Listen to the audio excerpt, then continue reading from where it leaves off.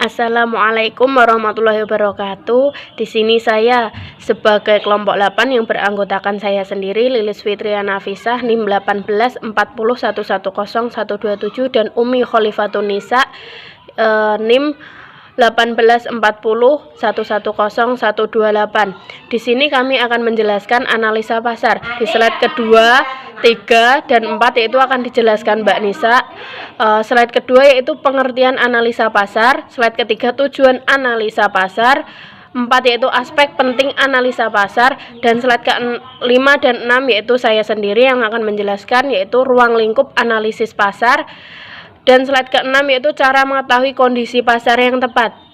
Nah, selanjutnya akan dijelaskan oleh Mbak Nisa, yaitu terima kasih. Baik, di sini saya akan menjelaskan apa itu pengertian analisa pasar. Pengertian analisa pasar adalah komponen penting sebelum Anda memutuskan untuk meluncurkan produk, menghadirkan layanan yang lebih baik, atau ingin selangkah lebih maju dari para pesaing. Proses analisa pasar akan memberi Anda informasi yang dibutuhkan untuk membantu keputusan lebih baik dalam berbisnis. Dalam artikel ini, Anda bisa mempelajari berbagai tujuan analisa pasar dan mengapa hal-hal tersebut akan sangat menguntungkan bagi bisnis Anda. Dan selanjutnya yaitu tujuan melakukan analisa pasar untuk bisnis Anda. Yang pertama, analisa pasar penting untuk memahami konsumen. Yaitu melakukan analisa pasar, Anda bisa mengetahui siapa yang akan tertarik pada produk, seberapa sering mereka akan membeli, serta apa yang paling mereka harapkan dari produk Anda. Semakin banyak jawaban yang Anda dapatkan, semakin besar pula kesempatan Anda untuk sukses berbisnis. Nah, selanjutnya yaitu yang nomor 2, mengetahui tentang pesaing dan bagaimana cara berlaku di pasar. Ada saatnya di mana para pesaing terlihat bisa memikat lebih banyak konsumen, dan biasanya itu terjadi karena mereka telah melakukan analisa pasar lebih dulu dari Anda. Sekarang Anda juga harus melakukan analisa pasar jika tidak ingin tergusur. Melalui analisa pasar, Anda bisa melihat siapa saja pemain lama di suatu pasar dan siapa saja yang sedang berkembang. Terlebih lagi, Anda bisa mengetahui di mana letak kelemahan pesaing Anda dan memanfaatkannya untuk menarik konsumen. Strategi yang paling tepat untuk semakin menarik konsumen juga bisa Anda rancang. Mengetahui tentang pesaing sebanyak-banyaknya akan membawa keuntungan bagi bisnis yang Anda jalankan. Yang ketiga yaitu menentukan cara apa untuk menguji produk sebelum diluncurkan. Nah, uji produk adalah bagian yang sangat penting dari pemasarannya. Setiap keputusan yang diambil oleh bisnis Anda harus diuji sebelum diekspos sepenuhnya ke target konsumen. Dengan melakukan analisa pasar sebelum menguji suatu ide atau produk, Anda akan terhindar dari pengeluaran yang terlalu besar dan pemasaran produk yang gagal. Yang selanjutnya yaitu nomor 4, membantu melacak tren yang muncul. Menjadi yang terdepan dalam suatu bisnis seringkali berarti menjadi yang pertama atau melakukan hal yang belum pernah dilakukan sebelumnya. Dalam hal ini, analisa pasar bisa membantu bisnis Anda menjadi yang pertama dalam mempopulerkan suatu tren. Yang kelima, yaitu memperkecil kemungkinan gagal. Sudah banyak contoh perusahaan yang gagal melakukan analisa dan prediksi pasar sehingga tidak bisa lagi menarik kembali minat konsumen. Perusahaan yang bisa melakukan analisa pasar dan prediksi lebih awal pasti bisa bertahan dalam persaingan. Kemudian yang terakhir, yang nomor 6, membantu bisnis berkembang. Analisa pasar membantu Anda mengetahui keinginan dari para konsumen, melihat peluang bisnis, merencanakan pemasaran yang tepat, memperkecil kemungkinan gagal, serta tetap berada dalam persaingan tanpa harus tertinggal dari para pesaing. Mengidentifikasi masalah yang mungkin muncul sebelum benar-benar terjadi sangat penting jika Anda ingin berkembang. Analisa pasar yang efektif bukan hanya membantu Anda memprediksi kondisi perusahaan di masa depan, namun juga membantu penghemat biaya. Selanjutnya yaitu aspek penting dalam analisa pasar. Yang pertama, segmentasi demografis. Segmentasi demografi memecah pasar Anda menjadi kelompok tertentu yang dibedakan berdasarkan atribut pribadi seperti lokasi, usia, jenis kelamin, pendidikan, pekerjaan, maupun penghasilan.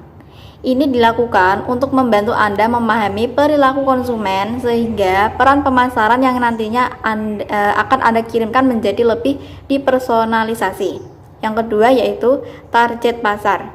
Setelah melakukan segmentasi berdasarkan demografis, Anda akan mendapatkan sekelompok orang yang memiliki karakteristik sejenis. Kelompok yang memiliki kriteria sesuai dengan keinginan yang Anda inilah yang menjadi target pasar utama. Contoh, jika Anda menjual perhiasan, Anda dapat menarget pasar secara umum atau fokus ke segmen pasar high-end dan low-end. Ini relevan diterapkan jika pasar Anda memiliki segmen yang jelas dengan permintaan produk yang berbeda. Kelompok konsumen low-end cenderung mencari perhiasan dengan harga murah, sementara kelompok konsumen high-end lebih mementingkan eksklusivitas dan prestige. Kedua kelompok ini tentu membutuhkan pendekatan pemasaran yang berbeda. Yang ketiga yaitu kebutuhan pasar. Anda harus memahami dengan detail apa yang menjadi penggerak terhadap permintaan produk atau layanan Anda di pasar. Jika contoh, lihatlah waralaba di kedai kopi. Salah satu penggerak dari kopi adalah konsistensi rasa. Kopi yang dibeli dari kedai kopi waralaba ini tidak selalu lebih enak daripada kopi dari kedai lain yang bukan waralaba. Orang tahu bahwa kopi dari kedai waralaba akan memiliki cita rasa yang sama dimanapun. Inilah alasan mengapa orang cenderung membeli kopi yang sudah memiliki nama daripada membeli kopi di kedai lokal. Nah, untuk yang keempat, kompetisi. Tujuan dari poin ini adalah mengetahui siapa yang menjadi lawan bisnis Anda. Di sini Anda harus bisa mempelajari apa kelebihan dan kelemahan mereka.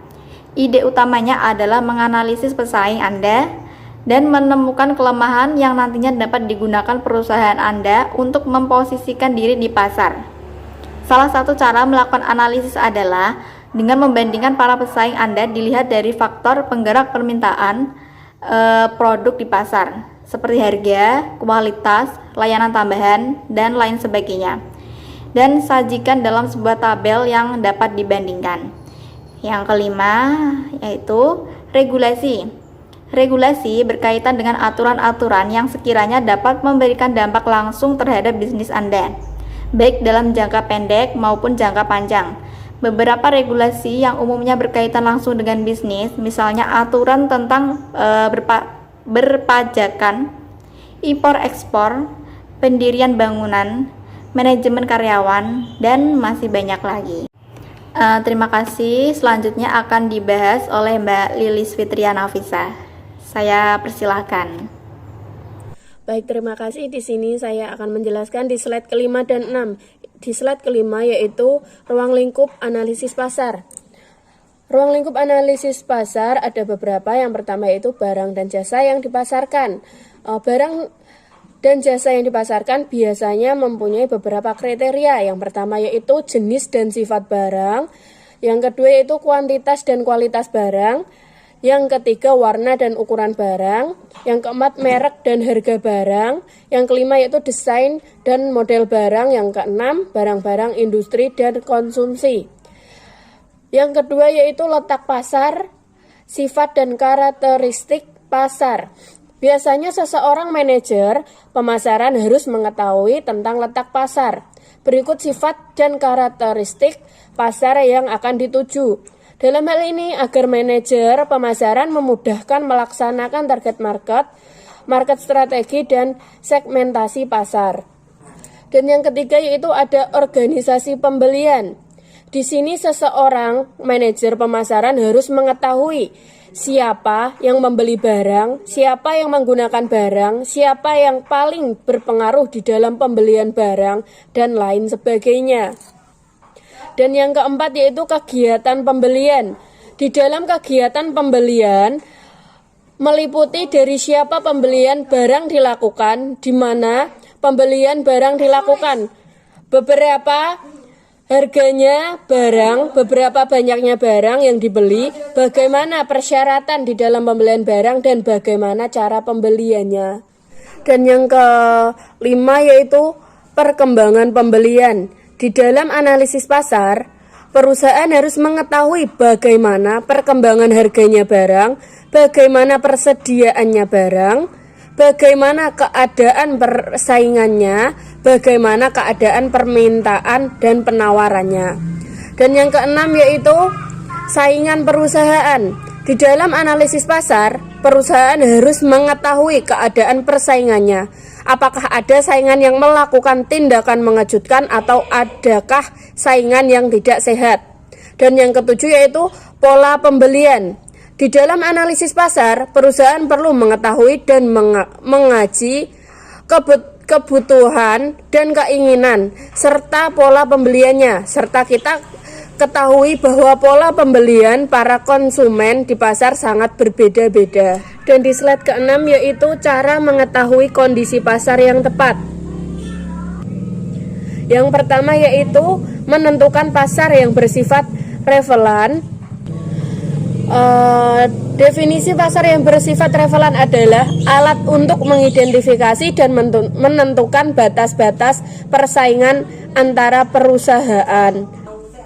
Dan yang kedua yaitu menganalisis permintaan dengan pendekatan.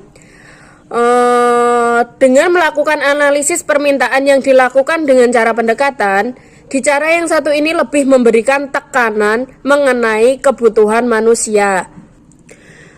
Dan kebutuhan manusia yang dimaksud ini adalah sebuah kebutuhan yang belum dapat terpenuhi sepenuhnya hingga sekarang. Meskipun kebutuhan tersebut sudah terpenuhi, namun menurut masyarakat belum memberikan nilai memuaskan. Dan yang ketiga yaitu menganalisis penawaran dengan pendekatan. Selain pendekatan permintaan, tentu juga tidak lepas dengan pendekatan penawaran. Untuk pendekatan penawaran yang dilakukan ini dapat dilihat dari pelayanan yang diberikan oleh penjual. Selain pelayanan tersebut, hal pertama untuk pendekatan penawaran ini adalah adanya produk yang ditawarkan. Dari hal tersebut, penjual bisa memulai pasar yang membutuhkan. Namun sebelumnya, perusahaan harus terlebih dahulu memahami mengenai apa yang diinginkan oleh target. Adapun keinginan tersebut bisa dilihat dari sesuatu hal yang tren di dalam masyarakat. Oleh karena itu, hasil produksi yang berupa barang bisa laku terjual dan hal tersebut akan sesuai dengan apa yang diharapkan, sehingga usaha atau bisnis yang dijalankan bisa berkembang dengan baik. Dan yang keempat yaitu memberikan penetapan terhadap segmen pasar. Dengan memberikan pemahaman mengenai cara untuk melakukan pengelompokan konsumen, di mana konsumen ini nantinya akan dikelompokkan ke dalam berbagai segmen-segmen yang memiliki anggota dan selalu merespon. Respon yang dimaksud ini harus sama dengan program pemasaran yang bersifat spesifik. Namun sebelumnya ada beberapa ketentuan yang berlaku. Adapun penetapan segmen pasar yang dianggap baik seperti segmen harus mudah untuk dijangkau dengan tujuan agar proses pemasaran yang dilakukan bisa berjalan lebih efektif. Dan di slide kelima yaitu kapan produk akan dibutuhkan. Mengenai waktu yang dibutuhkan dalam menggunakan produk, dalam artian bahwasanya kapan masyarakat akan membutuhkan produk yang diproduksi nantinya. Karena waktu tersebut dapat dijadikan sebagai parameter yang tepat untuk memproduksi barang yang dibutuhkan sesuai dengan timingnya. Sehingga nantinya barang tersebut bisa laku dan mendapatkan banyak keuntungan. Baik, terima kasih untuk penjelasannya. Di sini saya moderator ingin meminta maaf jika ada kekurangan. Mohon maaf. Wassalamualaikum warahmatullahi wabarakatuh.